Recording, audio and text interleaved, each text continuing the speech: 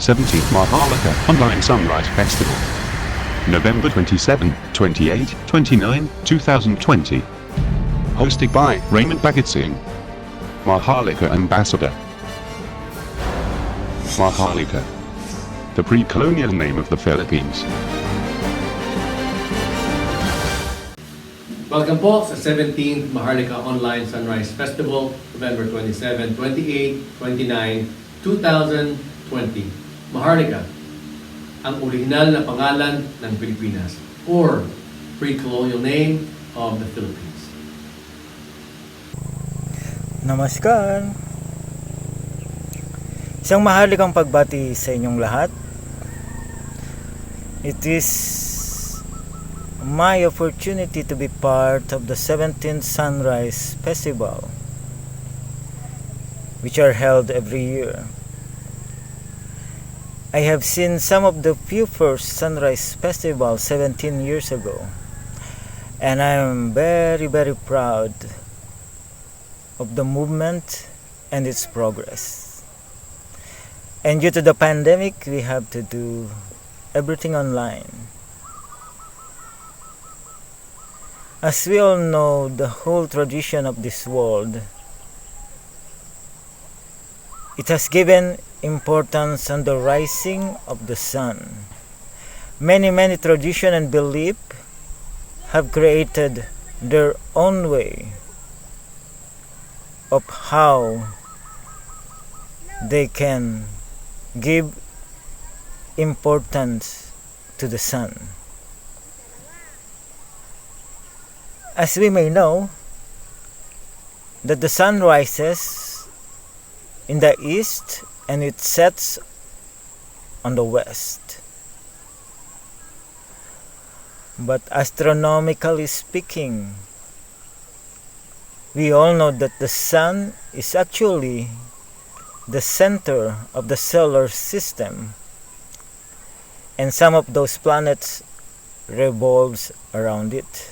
And due to its rotation, that we feel that the sun rises and the sun sets. Many of the history and belief in many culture and tradition have observed the same thing. And our forefathers on this planet, the ancient people on this planet, have a lot of hope when the sun rises, because the darkness of the night gives them a lot of fear from being attacked by different kind of animals. And due to the darkness of the night, they cannot see those that wanted to attack them. So when the sun rises on the horizon, they feel hope, and it removes their fear. That's why many of our forefathers, the ancient people, have started to worship nature. We have worshipped the sun, the moon, the rivers, the mountain, the plants, the animals, in order for us to be satisfied with our longing for the great. In Maharlika, we even called the sun as Haring Araw or King Sun. So we give a lot of importance on the sun, because it is the one that maintains the life on this planet.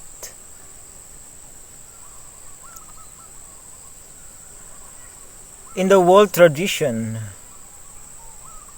we have observed that the sun is like the father and the earth is like the mother. That's why many traditions in the past have called the planet Earth as Pachamama. That means mother. Because it always heals us. The planet takes care of its people, of its animal, of the plant, and everything within it.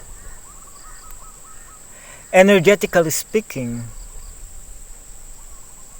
the rising of the sun is very, very important. Due to the darkness of the night, the energy is different.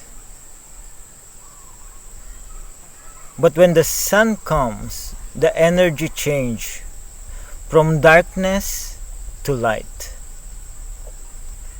So in many traditions, we believe that it is the change from a negative to a very, very positive energy. So the people of the past also observed that in the night we go to slumber. We take a rest, we go to sleep, and during daytime we become active, we become dynamic,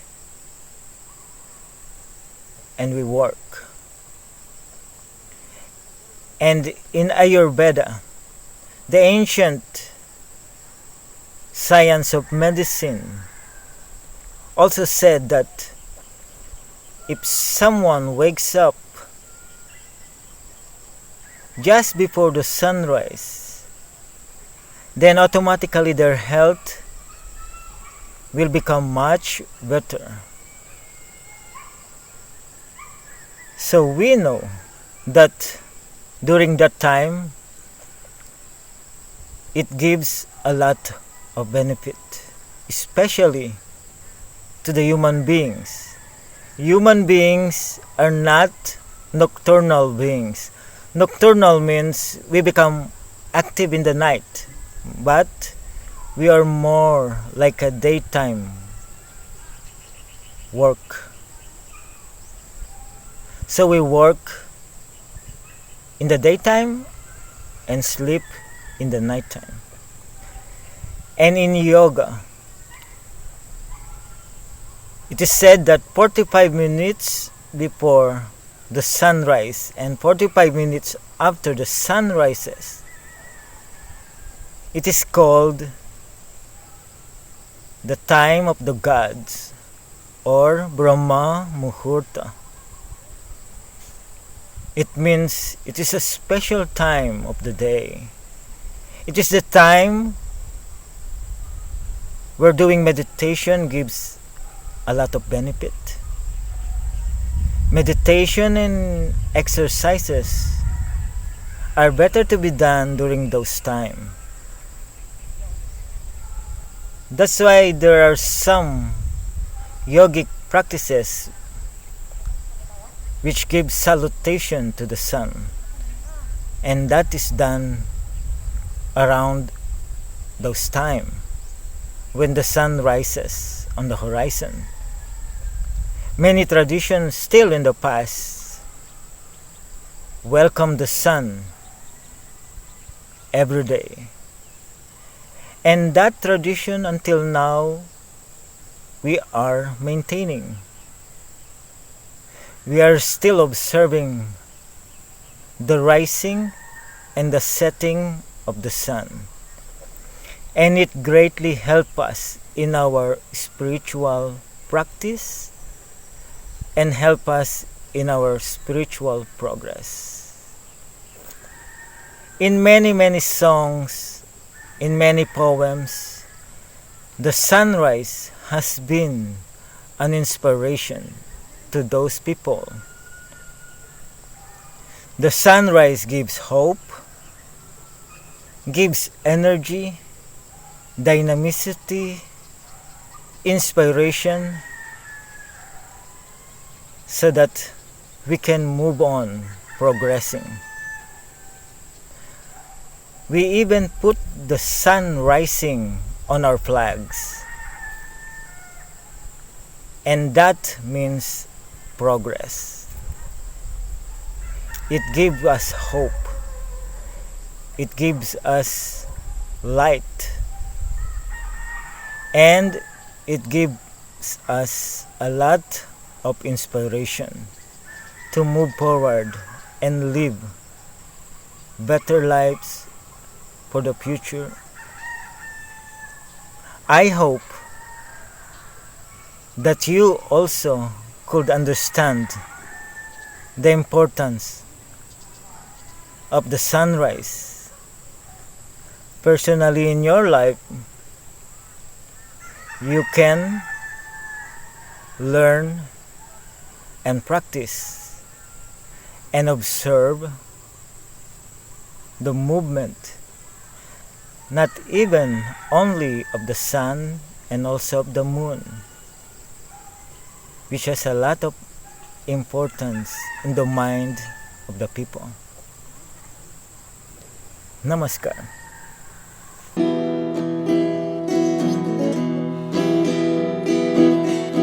पावनं केवलं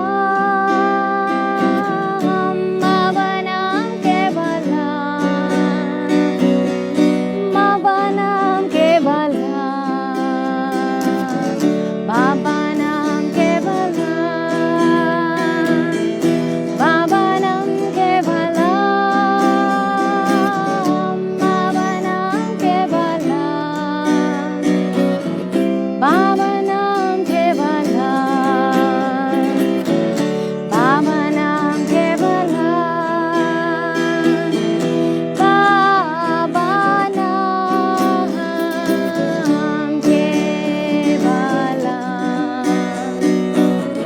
पावनं केवलं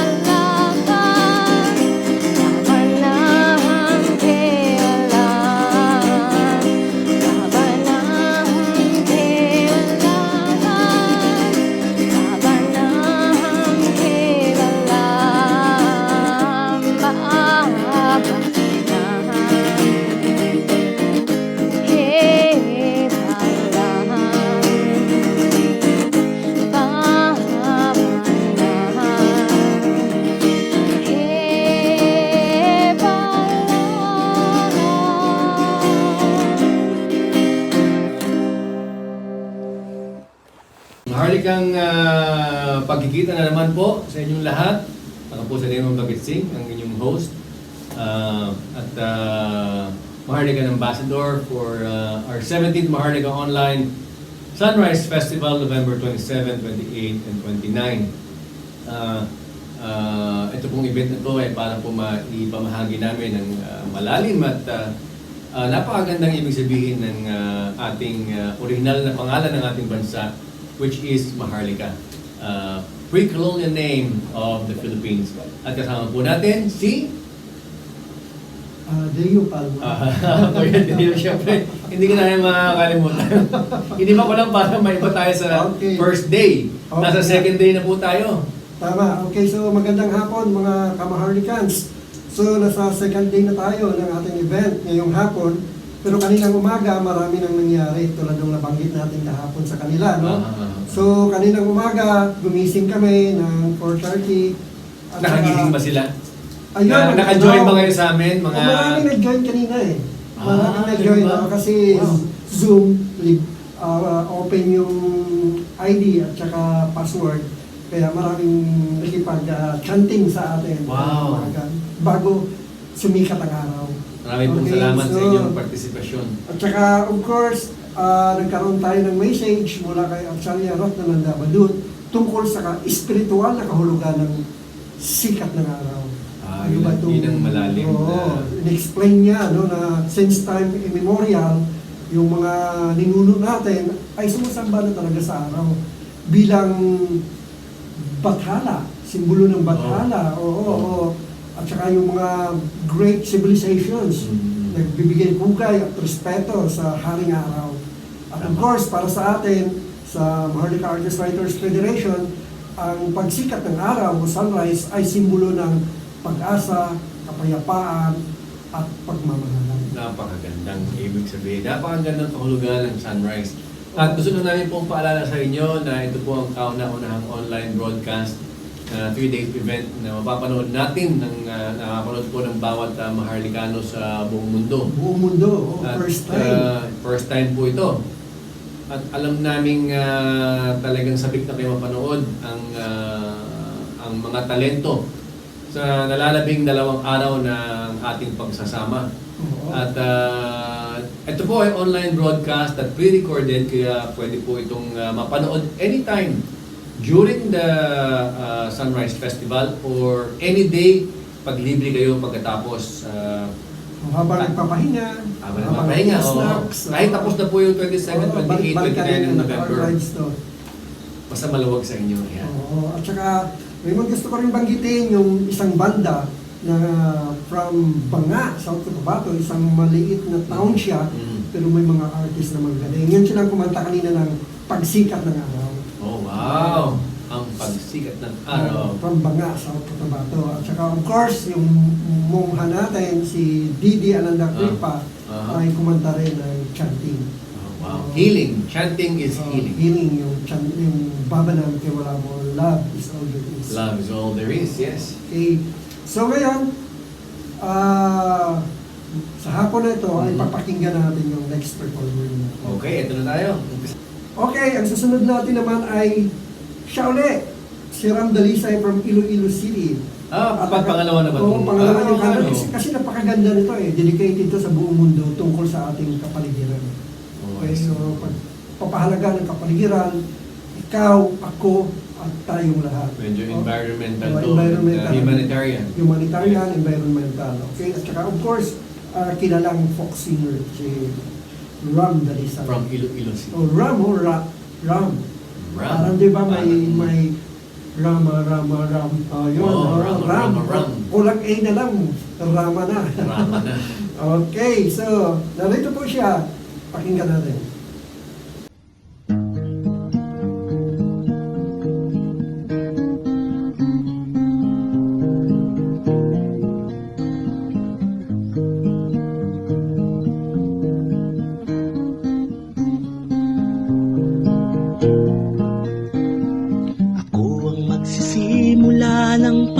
Pagbabago, respeto sa sarili at sa kapwa-tao. Mahalin ang kalikasan kalikasan na inaasahan, paglinis ng paligid ay aking sisimulan. Mahirap man sa umpisa, alam ko'y aking makakaya, kahulugan ng buhay na uunawaan ko na. Ikaw aking kaibigan, aking kaakibat, isulong natin ang layuning nararapat. Tulong mo'y magdudulot ng ngiti sa puso, liwanag at pag-asa ang ibubunga nito. Darating man ang suliranin, sa atin ay lilipas din, magandang kinabukas ay naghihintay sa atin. Ako, ikaw, tayo, buong mundo, ngumiti, magbigay, wag na tayong maghintay, buhay natin ay bigyang saysay. Ako, ikaw, tayo, buong mundo, kapit kamay sa pagkakbang sabay, ang pag-ibig ay tunay.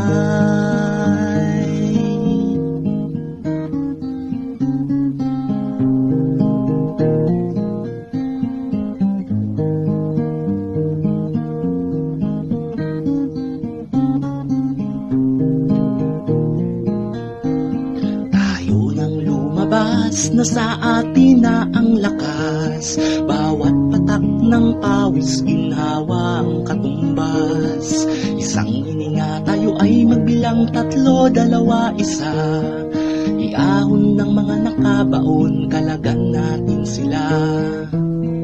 Marami man silang tali, mawawala unti-unti, ulap ay aalis, sisikat ang araw muli.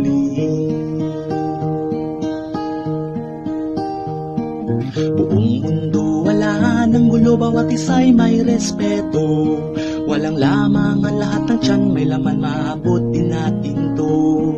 Buong mundo naglilinis ng kapaligiran, mayroon ng malasakit sa likas na yaman.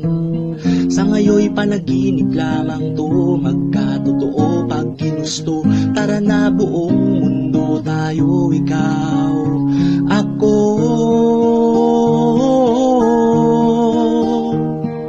Ako, ikaw, tayo, buong mundo, ngumiti, magbigay, wag na tayong maghintay, buhay natin ay bigyang saysay. Ako, ikaw, tayo, buong mundo, kapit kamay sa pagkakbang sabay, ang pag-ibig ay tunay.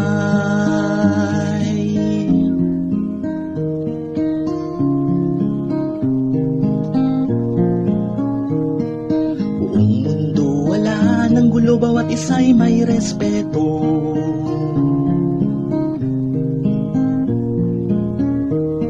Tayo nang lumabas, na sa atin na ang lakas. Ikaw aking kaibigan, aking kaakibat,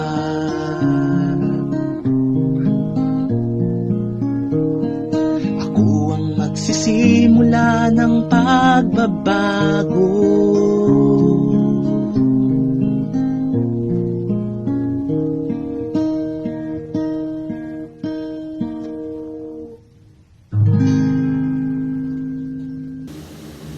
Okay, thank you. Ang next natin ngayon ay isang live streaming actually. Isang workshop sa voice workshop. Paano ba kumakanta ka, paano gumaling pa yung boses mo. Wow, At ang magbibigay nito sa atin ay si Miss Tapati Tarumoy. Actually, siya si Tapati Itapat. Siya yung backup vocal si Joey Ayala. Napakagaling. So siya ang magbibigay ng workshops sa atin in 1 hour. So yung mga gustong pagandahin pa yung boses nila, Makakuha ng mga galing techniques. Oo, makakuha ng magaling technique kay Tapati Itapat.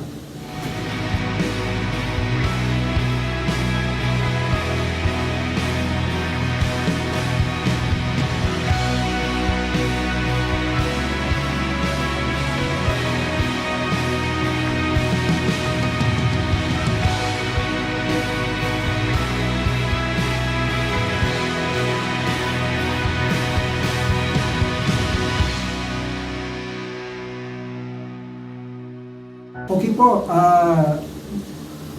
I hope na satisfy kayo doon sa voice workshop ni Tapati Tapat. Oo, ako lang gusto ko yun eh.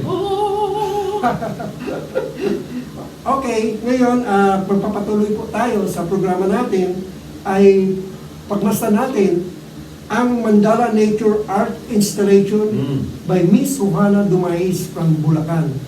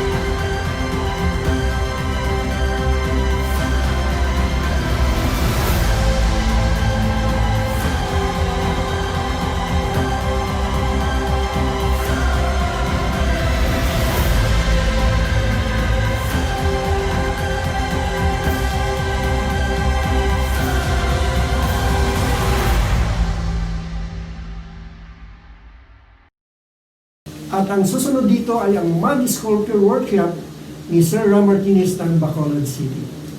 Si Bro Ram. Ram muli.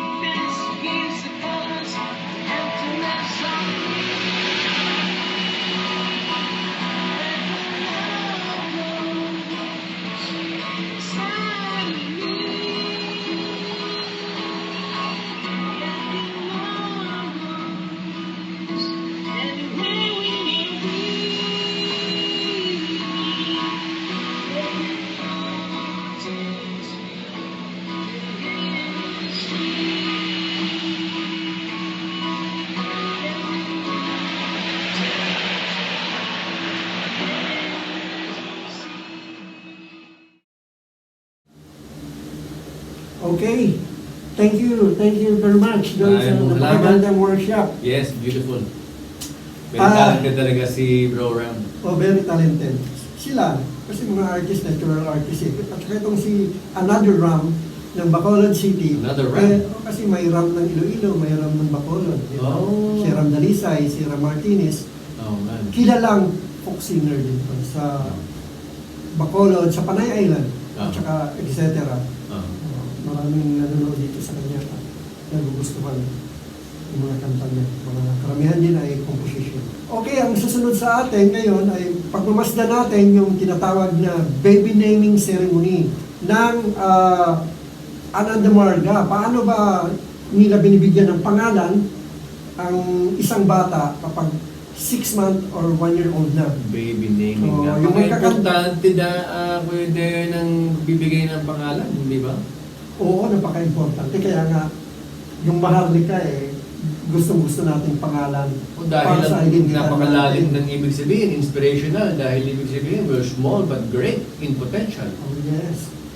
Di ba? Oo, at saka kung titingnan natin, yung pangalan ay dapat may kahulugan. May kahulugan na Oo. naging inspired dun sa nagdadala. Oo.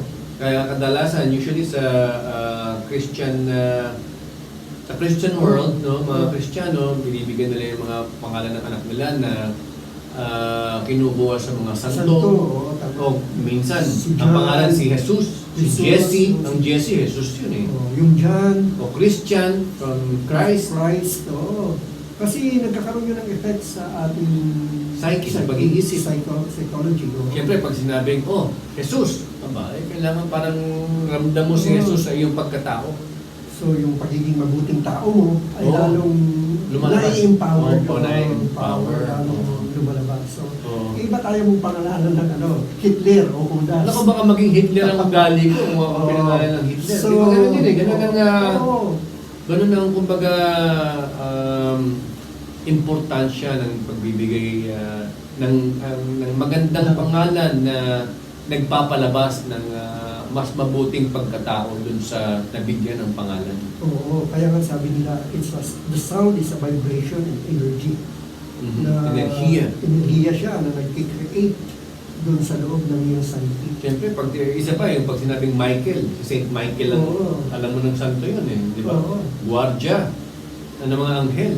Oo. Hindi mo pwedeng sabihin, pasensya na po, just for the sake of conversation, hindi mo pwedeng tawaging Taning. Oo, hindi pwede. Hindi At saka pwede. wala pang magulang nagbigay ng pangalan na Taning, Judas o Hitler. Monyo. Oo. Hindi pwede Oo, kasi wala parang pa. Maliban na lang siguro doon sa mga satanist na Unless na talaga Oo, yung practice oo, nila. kasi may nabasa ko noon sa Africa, South Africa, mayroong gano'n na, at saka legalized. Papangalan ng gano'n? Oo, may satanism na doon eh. Negatibong mga pangalan. Oo, at saka legal. Legal Legal talaga. sila doon. No? Anyway, so... Mag-stick na po tayo sa magandang pangalan na Oo. positibong pangalan na nakakapag-angat ng ating pagkatao tulad ng aming ipinamamahagi ang kahulugan po ng Maharlika. no? Ang magigiting at dakilang nilalang. Tayo po yun. Ano yun? Yan Ang po, Maharlika. original na pangalan na matagal na nating daladala sa ating pagkatao. Naway maibalik po natin ng mas malalim itong pagkataon to para po maging matiwasay ang ating pamumuhay. Okay, so thank you very much. Pagmasdan po natin yung baby naming ritual ceremony na ginanap. Ang isa doon sa Montalban at ang isa naman dito sa Makati. Masyadong kontrasta eh. Makita mo yung kabundukan sa isang bata. Yung sa isang bata naman yung mga konkretong bagay-bagay dyan sa Makati nakikita. Rural and urban. Rural and urban. Itong baby naming ceremony na to. Okay, tingnan po natin.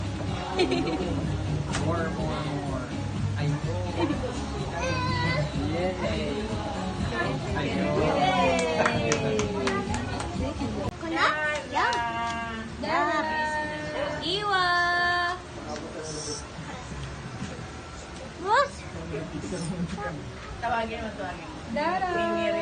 Iwa! 1, 2, sarap! Sarap yan. Sarap! Okay, so yun po ang baby naming ritual ceremony na kinandak ni Dada Ratnananda Abadut, Oh, ang Dada. monghe ng Ananda Marga. Okay, na siya rin naging guest natin kaninang umaga na nagbigay ng message tungkol sa Sunrise Napaka-cool Festival. na dadarat na cool na dreadlocks pa po yun. Oo, at saka nanalo na yan as a champion ng Muay Thai. Muay Thai fighter po yan. Muay Thai Bago fighter naging yan. monghe yan. Oo, Naging at missionary. saka, hindi na fighter, champion. Champion talaga. Oo. Okay, so yung pangalan ng mga bata ay binigyan niya ng, ang una ay si Kamala, yung doon sa Montalban, at ang ikalawa yung dito sa Makati, si Diwali. So Kamala means lotus flower. Kamal means pure. Mhm. So, kasi ang bata, di ba, pag nakikita mo, na ano ka, nagigiliw ka, may magandang kang pakiramdam, very positive. Very pure, no? Kasi yun yung purity na nasa loob ng bata. Purity ng Diyos. Oo. Akit ka dun. Oo, tama. So yun si Kamala. At saka si Diwali naman, ito yung light or Festival of Light. So, liwanag. Oh, right. So, napakaganda mga pangalan. So, imagine kung yun ang magiging mga pangalan ng mga susunod na mga henerasyon. Pure light. Ay nagkikita ito talaga ng malaking positive vibration sa ating komunidad at saka buong sosyedad.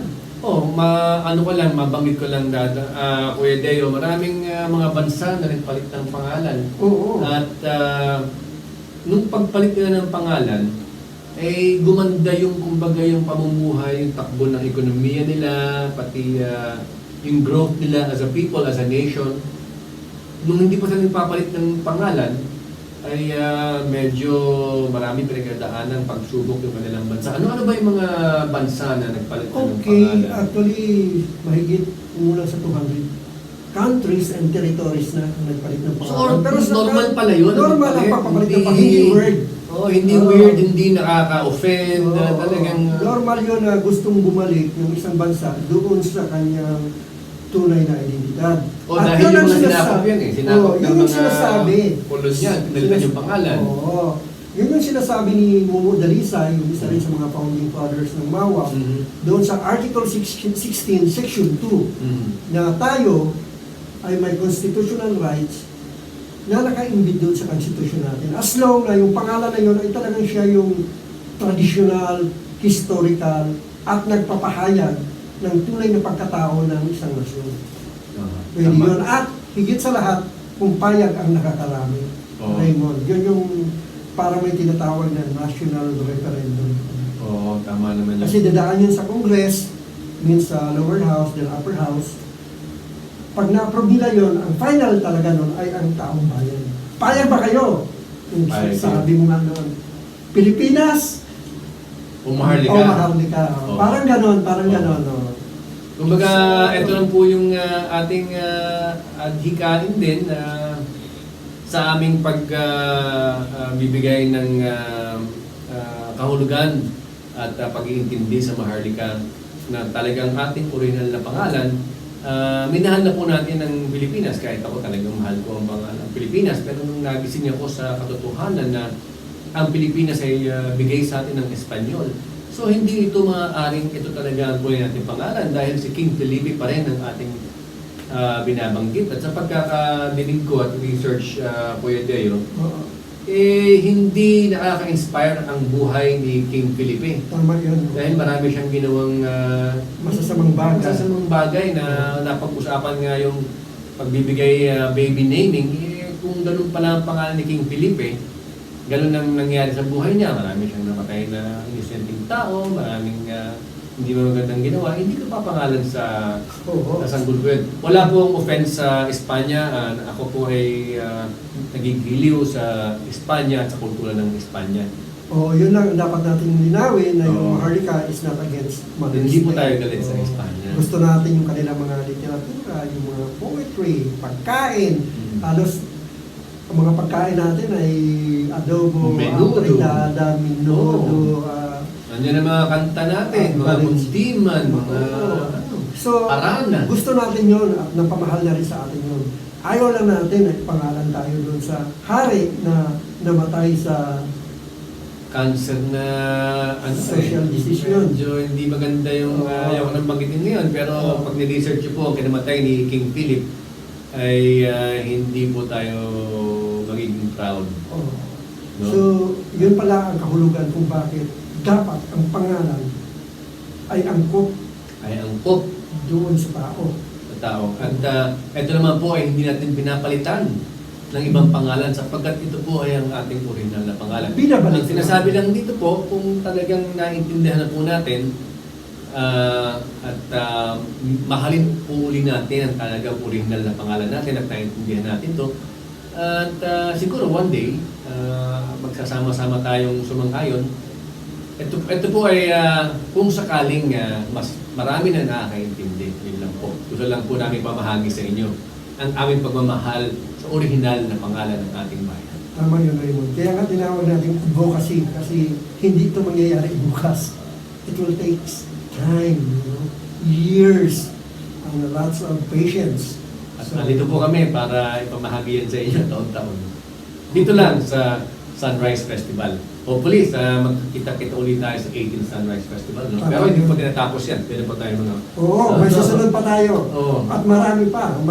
Marami pang talagang gusto mag-perform at magbahagi ng kanilang damdamin at salubin dito sa Sunrise. Remember, 100 plus yata yan. 135 to 40 videos pa tayo. Okay, ang next natin ay invited guest. Okay. Siya po yung head ng buong Southeast Asia. Southeast Asia means Asian countries. So siya po ang kumbaga pa pinaka-chairman dito ng Anandamarga sa Southeast Asia. Siya po ay magbibigay ng 10 minutes na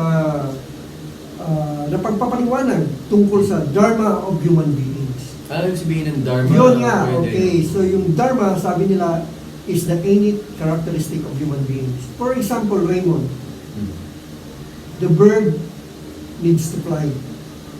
Bakit? Because yung may wings sila.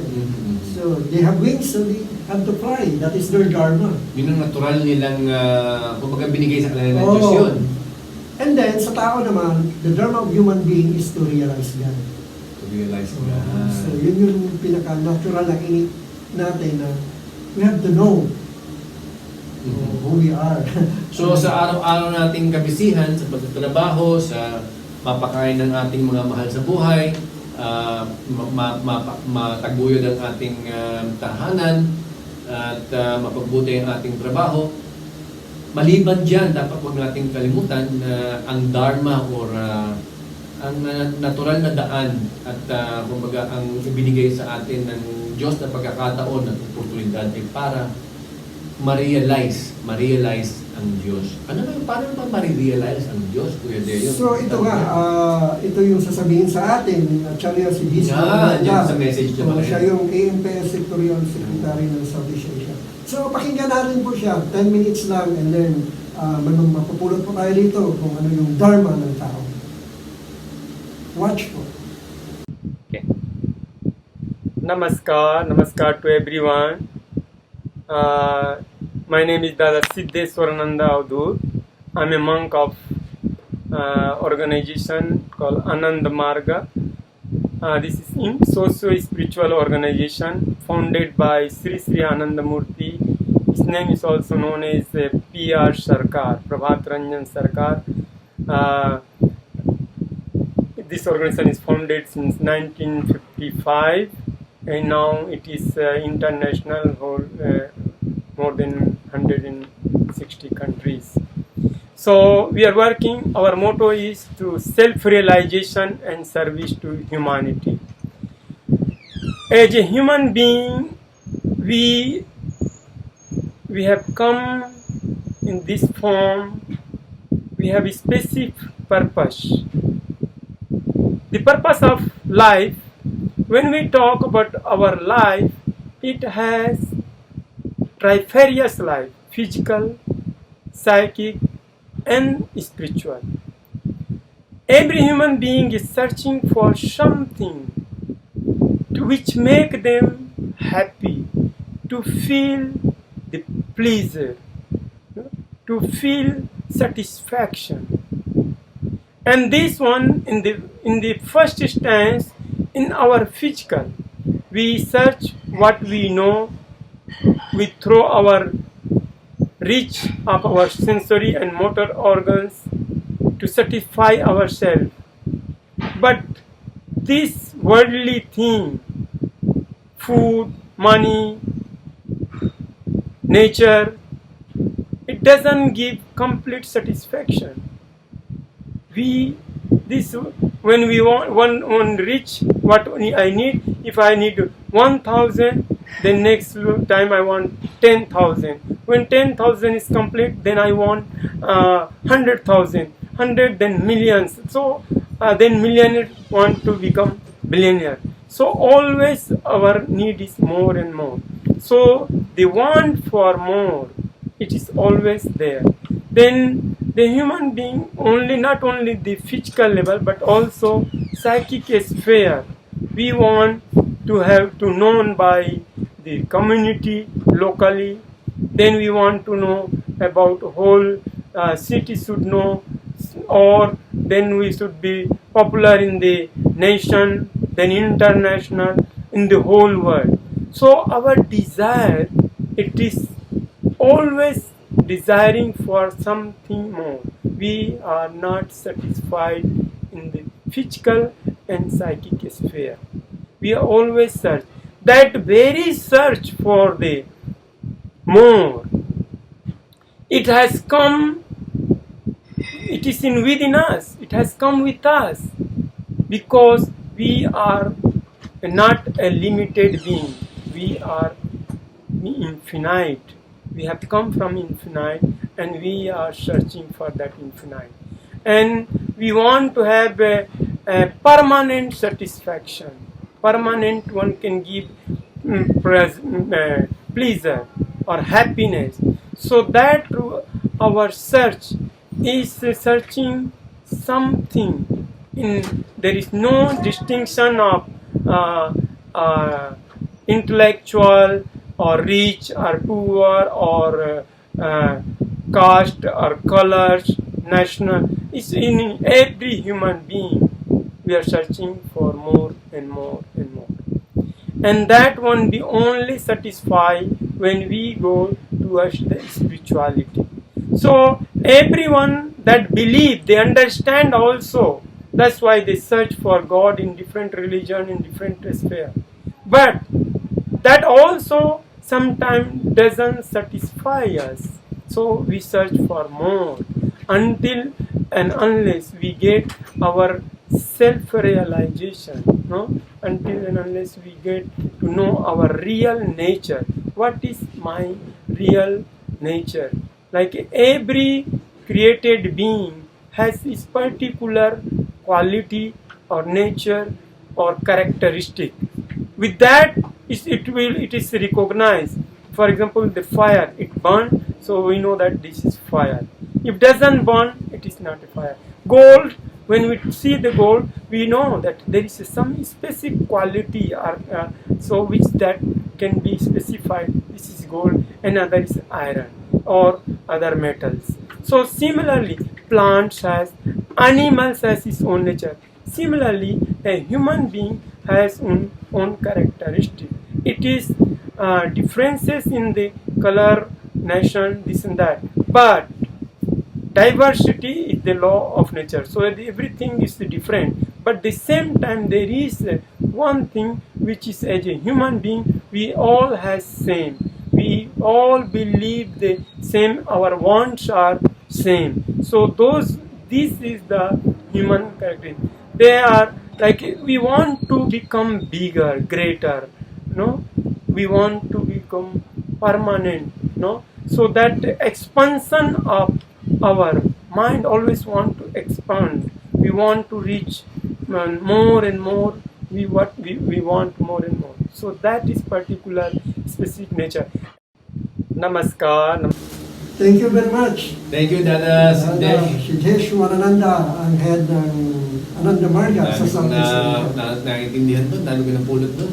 Oo, kaya yun pala, no, yung Dharma, na kailangan mo talagang, yun ang tinatawag na Bhagavad Dharma. Yung the Dharma of human beings. Kasi yung mga hayop, may Dharma din sila. They have to eat, sleep, magparami, and then die. Yun talagang Dharma ng hayop. Yung Dharma Parang yung natural na daanan nila sa buhay nila. Yun ang natural. So, parang yung tamang daan nga, Kuya Teo, bawat nilalang ay may tamang daan. So, yung tamang daan natin, kumbaga, kasi karamihan ng pagkakaalam ng pamumuhay ay para lang mabuhay sila ng pisikal, ng material. At nagdadasal lang sila sa Diyos, nanghihingi ng kung ano. Para sa akin, ang ibig sabihin ng to realize God, ma-realize mo ang Diyos, hindi siya nasa labas mo. Oo, tama. Ang Diyos talaga ay nasa loob mo. Oo, tama yun. No? Tama at pagka taimtim ang iyong connection sa Kanya, yung pagmumuni-muni or meditation sa Kanya, wala kang hinihingi, wala kang hinaing, kumbaga nakikipag-connect ka sa Kanya ng malalim, mas maiintindihan natin yung Dharma, yung tamang daan na patutunguhan natin. Hindi lang yung kakain tayo araw-araw, mapalaki natin ang mga anak natin, matulong tayo sa tao, pagkatapos, mamamatay lang tayo, magkakasakit, tatanda. Oo, parang kulang lang yan, parang puro material lang na kabuhayan yan eh. Actually, yung word na Dharma, gamit siya sa Buddhism. Buddhism po ang yun yung pagkakalam mga teaching ni Buddha, Lord Buddha. Ni Lord Gautama.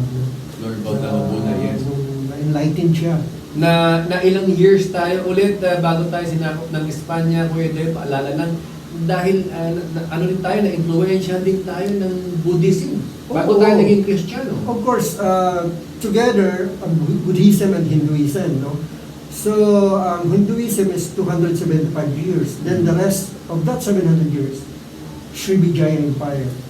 So, na-influensyahan po tayo doon ng pagsisik ng God within us, hindi doon sa labas. O nasa loob natin. Nasa loob natin. So, yung atin dito, yung magagandang naging tradisyon noon, ay pwede nating isama ngayon dito sa Maharlika. Tama, diba? tama. So, yung magagandang tradisyon, magagandang kaugalian, magagandang mga bagay-bagay para umunlad ang ating bayan, yun yung ating ina-adapt sa Maharlika. Tama.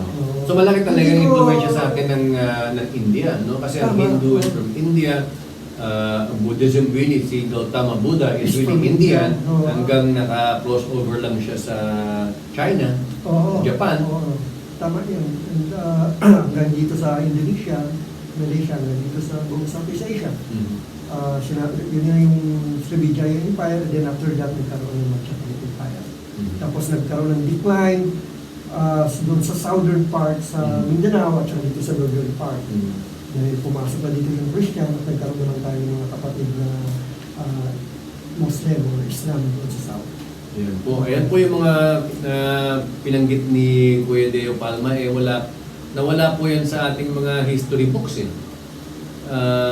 So ako po ay hindi eksperto, ngunit sila Kuya Deo ay siya po ang again well-read, nag-research, at siya rin po, again, papaalala ko, siya ang sumulat ng libro na Maharlika in Search of Identity. Hopefully po, ma-publish ulit namin yan para mas maipamahagi ang mga research at ang malalim na pag-iintindi ni Kuya Deo sa ating nakaraan bago tayo sinakop ng Espanya. At napakalawak po at napakayaman ng ating history. Kasi nung araw, ang alam ko lang na historia, yung Espanyol lang eh. Meron pa lang tayong Buddhism, meron pa lang Hinduism, malalim pa lang pinanggalingan natin. Mas matagal pa sa pagsakop ng Espanya. Pero nawala yan, nawala. Anyway, pag-uusapan po natin yan sa susunod kasi marami po tayong mga talentong pagmamahagi sa inyo. Okay, so ang next performer natin, Raymond, ay si Krishna Gisalva. Ang ano to, actually father and daughter to eh. Mag-play siya ng violin. Ang kanyang ito-play ay Maharlika Bayan ko. Napaganda na title. Maharlika. Ito yun. Yan po ang mga nagmamahal sa ating bayan. Pakinggan po natin si Krishna Gisalva.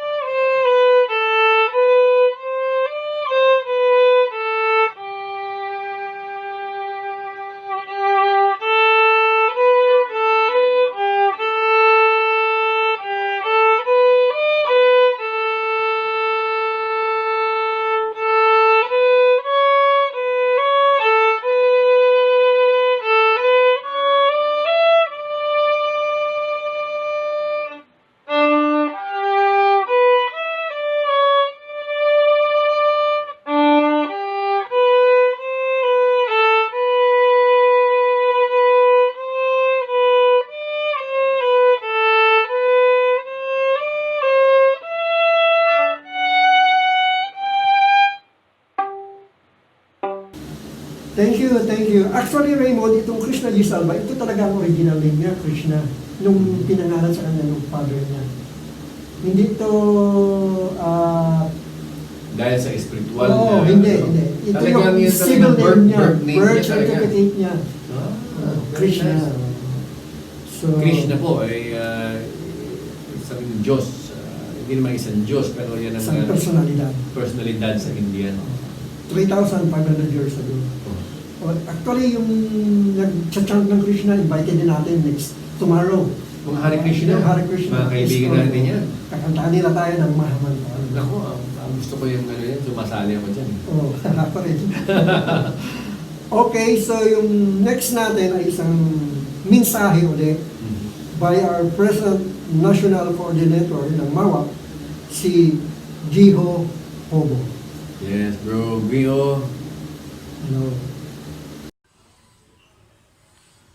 A decade and 7 years had passed. 4 SAMAJ elders gathered, hatching a plan to steer the social dormancy in low awareness of society's consciousness, with the ideals propounded by PR Sarkar, that social movement should be based in principles of cooperation, welfare of all created beings, of course with the provisions of the basic necessities, the growth and all-round development of each individual without neglecting spirituality. It was in the early quarter of 2003 that Ka Deo Palma, lovingly called Dada, contacted and gathered 4 Margis, whose interest in line with this kind of endeavor. Rex Hidalgo coined the word sunrise. In that time, he was the editor-in-chief of a daily newspaper in the most coolest place we now call MAHARLIKA Embassy, Lawigan, Sanwican, Iloilo. It is the nesting ground for ideas or pugaran sa mga idea, for which Momo Dalisay, he is also called Deepak, resides.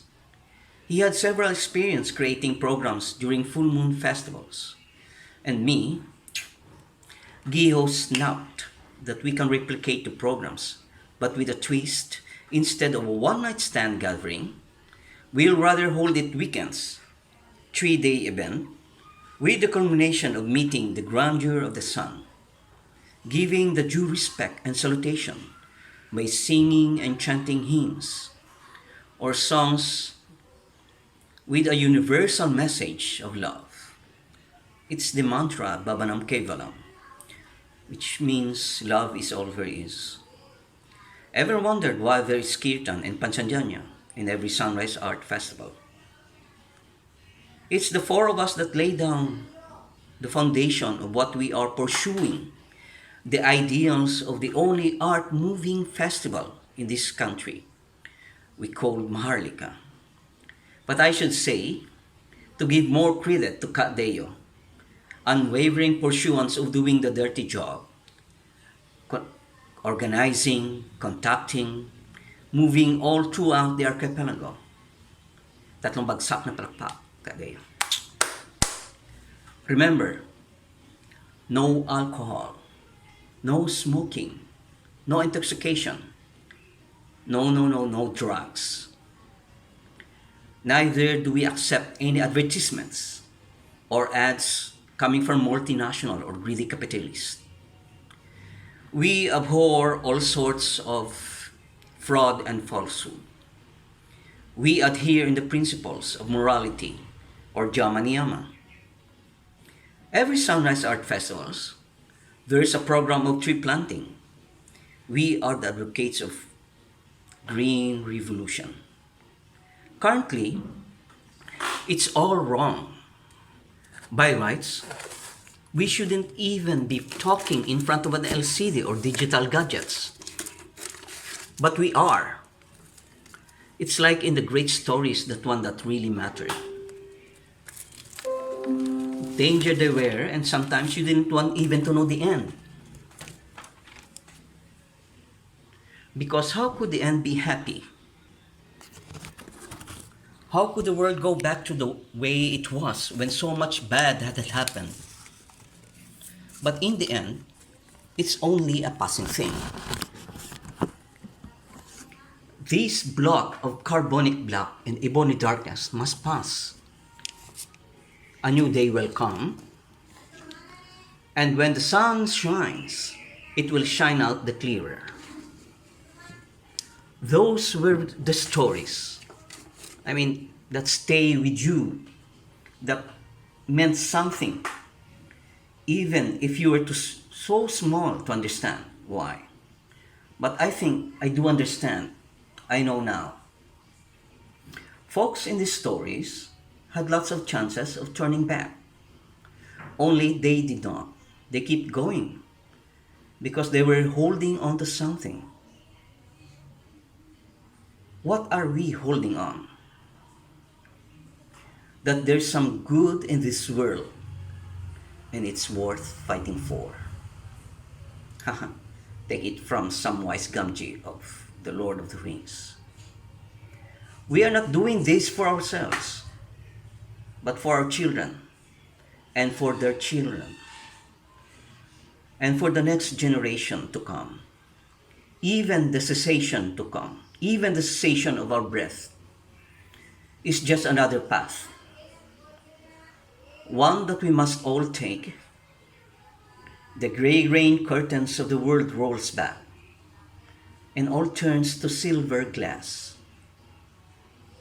And those you see, what shines and beyond is a far green country under a swift sunrise. They say that it's only great power that can hold back in check. That is not what I have found.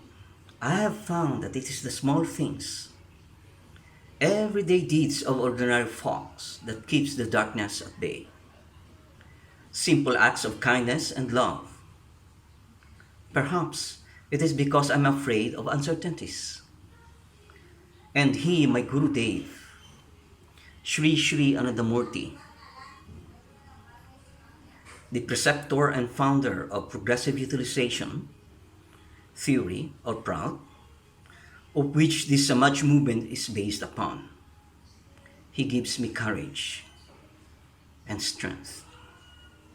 Now, on these trying days of contagion, a pandemic of coronavirus, a dreadful disease plaguing the entire world, spreading across the entire populace,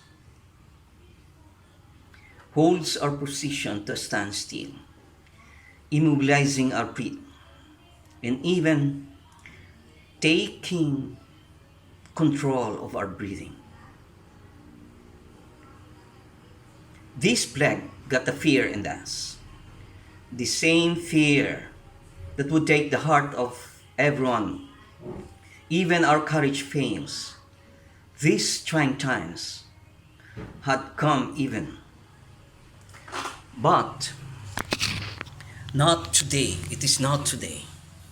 It is not these days and the 3 days to come. In this day, we fight. But all that we hold dear, it is our arts. Our arts. Today and the coming days and the 3 days to come, take up the cudgel of your brushes and let the canvas be your shield. Let your pens and pencils glide to the ivory space of whiteness and fill it up with your longings and spirit, filling up the void of aloneness. Our arms, being alone, is your strength. Let it be. Let your stories be heard. Move your body, stretch and contract, creating a pattern movement we call dance. Strum your guitar. Hit your drums. Hard or soft, it doesn't matter. It's your expression anyway. Let your songs be heard in the four corners of the world, reverberating to the subtle frequency that even COVID-19 will disintegrate and shatter, inflecting no more. From the city of love, the cradle and birthplace of Sunrise Art Festival, I, Giho Hubo, welcomes you all to the north, and from the north and all of Ilocano-speaking region, the Tagalogs, the Pampampangueños, Bicolanos, Waray, Cebuanon or Cebuano, Hiligaynon, in which we have the Sina and the Kinaraya, the Mindanaoans, which is comprising big of Muslims, and the IPs. I welcome you all. Thank you very much. Thank you. Mga national coordinators, pag-recall mo ng pagtatag natin ng Maharlika Artists Writers Federation doon sa Lawigan, Iloilo. Yes. Thank you very much. Ang next naman po, actually, founding father din to ng Maharlika Artists Writers Federation, tulad ni Gio Hugo. Ay walang iba kundi si Sir Florence Cinco. Award-winning, international award-winning artist. Oo. Ano to, yung Metrobank Award din. At saka, nag-exhibit na to sa buong Southeast Asia. Sa China, sa Korea, sa India, sa Malaysia, at marami pang ibang places. Dala niya ang yung pride ng Maharlika. Oo. Siya yung ating international coordinator. And he is from Samar. Waray-waray po. Pakinggan po natin siya. My name is Florence Cinco. I was born in remote province known as Tinambakan Sur, Purok 6, Calbayog City, Samar, of the Visayan Island, Philippines. I was born on March 2, 1972.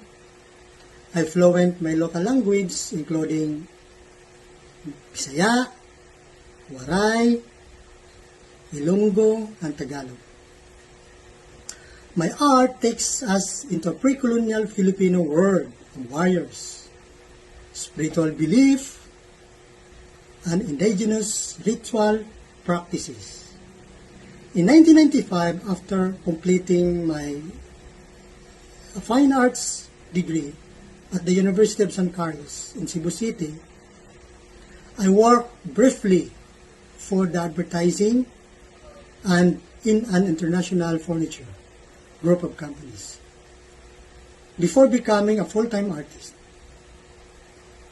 A change in direction came by a chance after I performed a work which required to sit and meditate in the lotus position. I spent the next 2 years studying meditation and spiritual practices with the tantric guru Sri Sri Anandamurti, which led to me